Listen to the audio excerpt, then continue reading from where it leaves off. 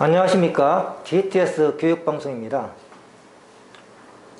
오늘은 생활공간과 사회에 대해서 공부하도록 하겠어요. 교통과 통신의 발달에 따라서 여러가지 변화 현상이 나타납니다. 먼저 생활공간이 확대되고요. 경제활동의 범위가 또한 확대됩니다. 여가공간도 확대되고 정보 교류가 증가되고 있습니다. 이러한 교통과 통신의 발달에 따른 문제점이 나오는데요. 문제점은 어떠한 것들인가 한번 알아보자고요. 먼저 지역 격차가 심화됩니다. 그래서 교통과 통신이 발달되면서 주로 대도시 집중 현상이 일어나면서 도시와 농촌의 격차가 심화되고 아울러 생태계가 파괴되면서 교통체증, 대기 오염 문제가 발생하고 있습니다. 또 국가 간의 그러한 교류가 활발해지다 보니까 외래 생물종이 전파가 되고요. 아울러 해양사고, 즉 바다에서의 그 배 사고도 증가합니다. 이러한 문제점을 해결하는 방안으로는 먼저 개발 계획을 수립할 때 환경 영향 평가를 실시해서 이러한 개발을 했을 때 환경의 파괴가 어느 정도인가 이것을 알아볼 필요가 있고요. 또 도로 건설할 때는 생태 통로를 건설하게 됩니다. 여러분들 대전 시내에서도 오면서 도로에 가다 보면은 터널이라고 하기도 어렵고 터널 아니라고도 어려운데 그 내비게이션을 보면은 터널이 나타나겠습니다 하는데 그것이 사실은 터널이 아니고 그 도로 양쪽에 양분되어 있을 때에 그 양쪽에 있는 동물들이 야생 동물들이 그 다리를 이용해서 움직일 수 있게끔 해주는 그러한 생태 통로인 겁니다. 또한 자동차 배기가스 저감 장치를 설치를 하고 선박 평형수 처리 장치를 의무화한다는 이러한 해결 방안이 있습니다. 여기에서 선박 평형수 처리 장치라고 하는 것은 뭐냐 하면은 배가 있을 때 물건을 실으면 물건이 한쪽으로 치우치게 되면은 배가 한쪽으로 기울게 됐을 때 이때 그 배 밑에 물을 채워가지고 그 물이 무게중심을 잡도록 하는 것이 바로 선박 평형수 처리 장치인 겁니다. 그래서 배가 한쪽으로 기울어가지고 침몰되는 현상이 없도록 하기 위한 장치지요. 정보화에 따른 변화를 보면은 정보화로 인한 공간 이용 방식이 변화가 됩니다. 그래서 위치정보 시스템, 지리정보 시스템 이러한 것들이 나타나는데 이러한 정보화에 따른 생활 양식도 변화되고 있죠. 그래서 정치적 영역을 보면은 요즘 같은 때 한참 그 대통령 선거 기간인데 각 후보들이 엄청나게 그 문자 같은 걸 발송을 하지요. 그러한 것들이 정보화에 따른 변화고요. 경제적 영역, 요즘에 특히 우리 코로나 이러한 현상 때문에 회사에 다니는 사람들 재택근무가 많이 이루어지고 있는데 그러한 재택근무를 가능하게 하는 것도 정보화 때문에 가능한 것입니다. 또 사회적 영역에서 여러 가지 각종 서비스 활동이 이루어지고 있지요. 그래서 교육 같은 거에도 보면은 지금에는 유튜브를 통해서 한다든가 이러한 현상들이 많이 나타나고 있습니다. 정보화에 따른 여러 가지 또 문제점도 있어요. 그래서 정보화가 무조건 좋은 것만 있는 것은 아닙니다. 그래서 인터넷 중독이라든가 사이버 범죄, 사생활 침해, 또 정보 격차, 이러한 것들이 문제점으로 대두되고 있습니다. 그 해결 방안으로는 인터넷 중독 예방 및 치료 프로그램을 운영을 해야 되고요. 또 정보윤리 강화, 사이버 범죄 관련 법령 강화, 개인정보법 정비 및 강화, 정보 소외계층에 대한 지원 강화, 이러한 여러 가지 그 해결 방안이 있습니다. 이 외에도 아무튼 이 정보에 따른 많은 문제점이 나타나고 그 문제점 하나하나에 따른 해결 방안들이 많이 있는데 사실은 이러한 것들이 그렇게 쉽게 해결될 수 있는 것이 아니라는 데 또한 문제가 있지요. 자, 이번에는 지역과 공간 변화에 대해서 알아보겠는데요.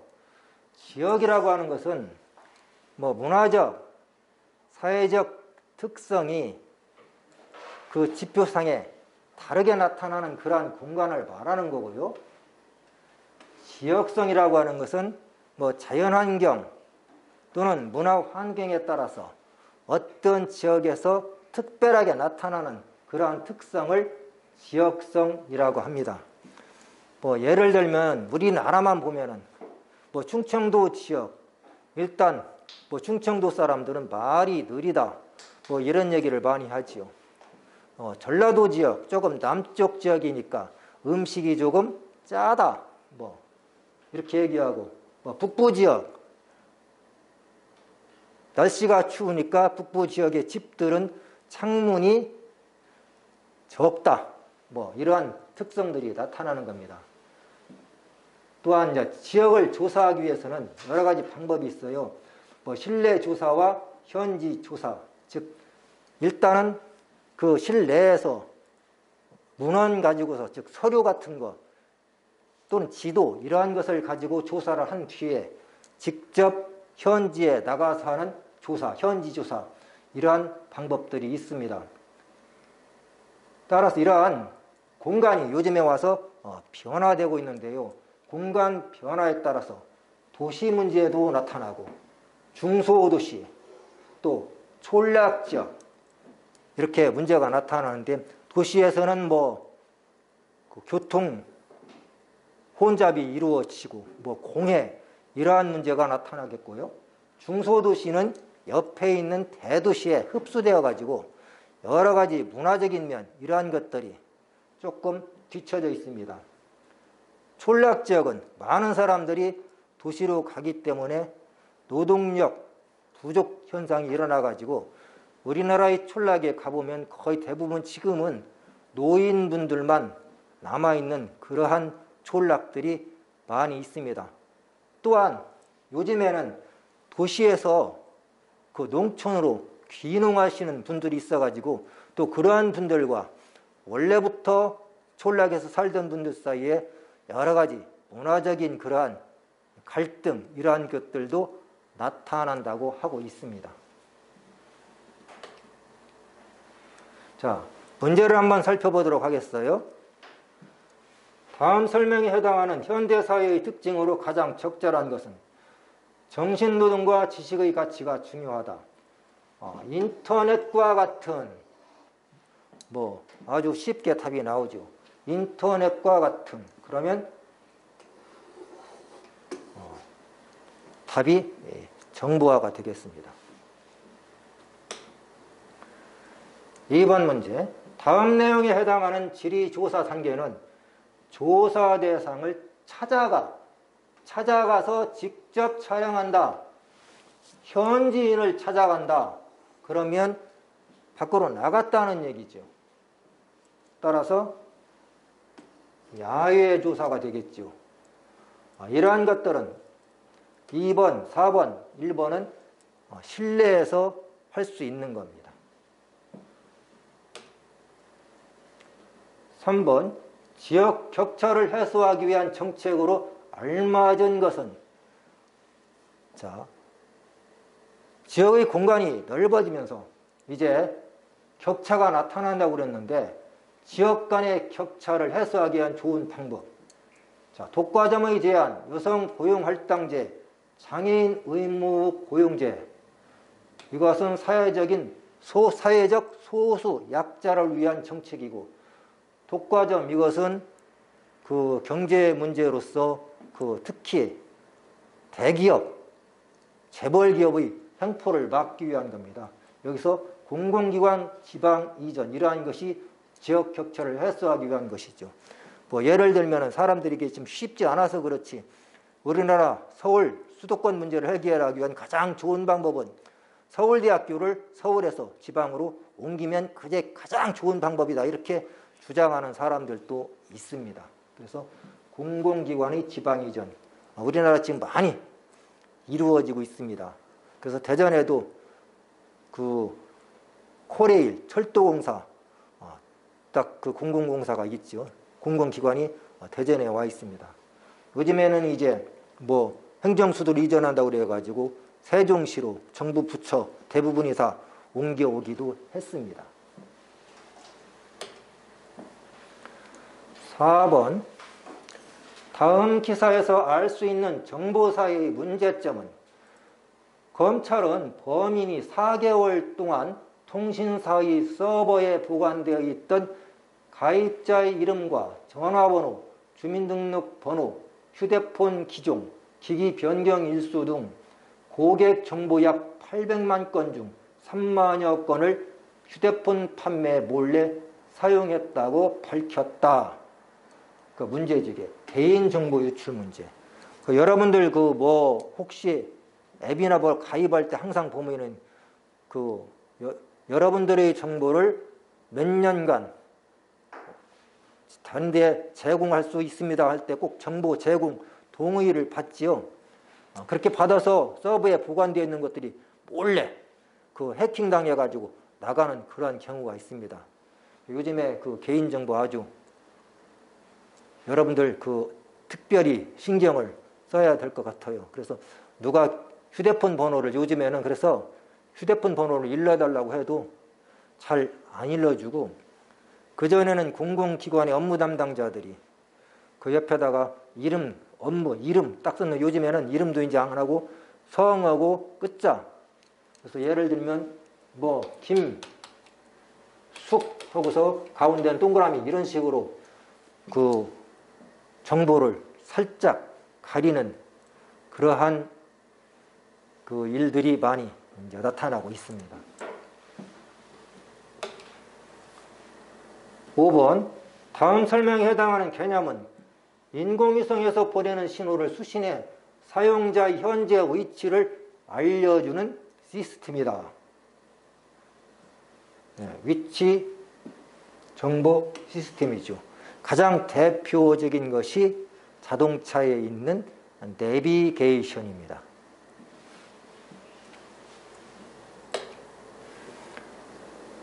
다음에서 설명하는 것은 사람의 접근이 어려운 지역의 공간 정보를 수집하는 데 이용된다.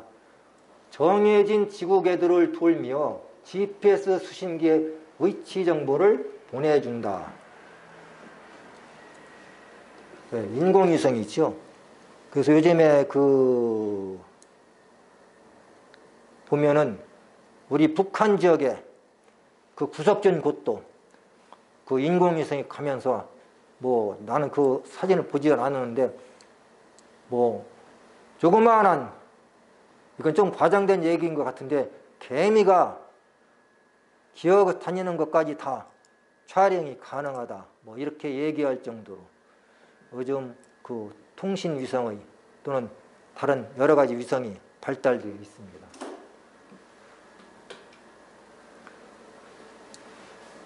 7번, 가에 들어갈 말로 가장 적절한 것은, 볼 것 없죠. 밤늦게까지 접속해 있느라 잠을 못 잔다. 하루라도 온라인 게임을 하지 않으면 나오네요. 인터넷 중독 현상이죠. 이거 한번 중독되면은 벗어나기가 무척 어렵다고 합니다. 내가 그전에 한번 여러분들한테 수업할 때 한번 얘기한 적이 있어요. 그래서 어떤 청소년 정책학자가 자기가 결혼했는데 자기는 아이를 안 갖겠다. 그 이유가 혹시라도 자기 아이가 이러한 인터넷 중독에 빠질까봐, 그리고 인터넷 중독에 빠지면 자기로서는 도저히 감당할 수가 없다, 뭐 그렇게 얘기를 하는데, 어찌되었든 간에 여기서 벗어나기가 무척 어려운 것 같아요.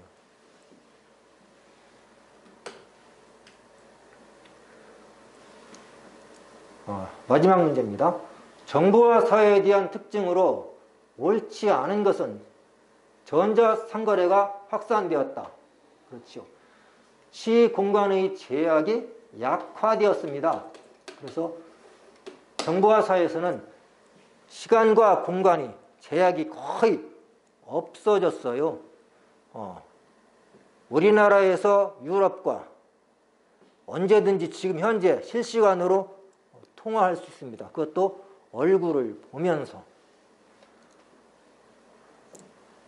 사생활 침해와 같은 문제가 심화되었다.